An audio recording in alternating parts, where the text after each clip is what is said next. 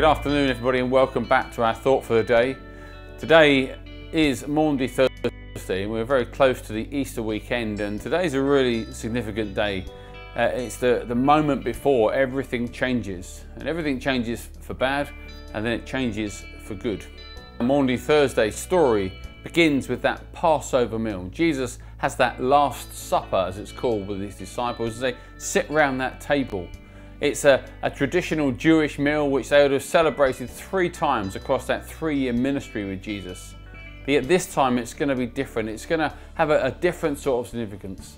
At the Passover meal, Jews would share stories from the Old Testament, verses and scriptures from the Old Testament, the Torah. They would tell stories of the way God supernaturally delivered Israel from the oppression of the Egyptians with those plagues and then going through the Red Sea on dry land. Yet, as Jesus celebrates this Passover, it's going to be completely different. He holds the bread and the wine in his hands that all have Passover significance. And as he holds them up, he redefines this centuries-old ritual and makes it about a different sort of deliverance, a better deliverance, even greater than that of the escape from Egypt. Because as he holds the bread and the wine, he says of the bread, "This is my body." And he holds up the cup of wine and says, "This is my blood." Because the deliverance he's about to achieve on the cross is far greater than escaping a nation. It is escaping death itself. At the end of that meal, Jesus will do something even more incredible. Not only will he redefine this Passover meal, he will then dress as a servant and wash the dirty, smelly feet of each one of his disciples. He'll dress as a slave, a king, doing dirty work. He would wash their feet, redefining what power looks like. Not as a win and a first place, but as a servant and last.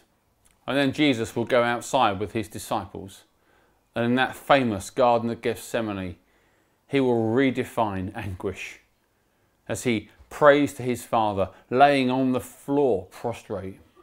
And he will pray and he will speak to his Father directly, and such will be the intensity of that prayer and the crushing weight of what's about to take place that he will sweat droplets of blood. What a day Maundy Thursday is. What a moment this is in the ministry of Jesus. Everything is about to come to its final conclusion. But let's just wind it back a moment to that Passover meal as Jesus holds that bread and that wine. As he says, "This is my body, this is my blood," he then says something else. He says, "This is my body broken for you. This is my blood shed for you." Jesus is about to change the world. And it isn't just a moment where something bad happens to something good. Good Friday is about to be the most wonderful opportunity for every human being to redefine their lives, to redefine their past, to redefine the present, redefine their future, redefine their eternity, so they can spend it in God's coming kingdom and know everlasting life and peace and grace. Today is the day before the Easter weekend. Jesus is ready.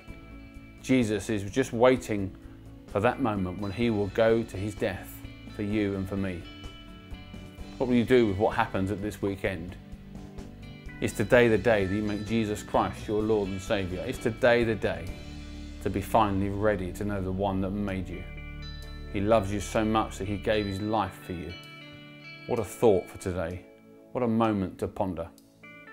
Today could be the first day of the rest of your life. You just need to ask Jesus into it. God bless you, and we'll speak to you again.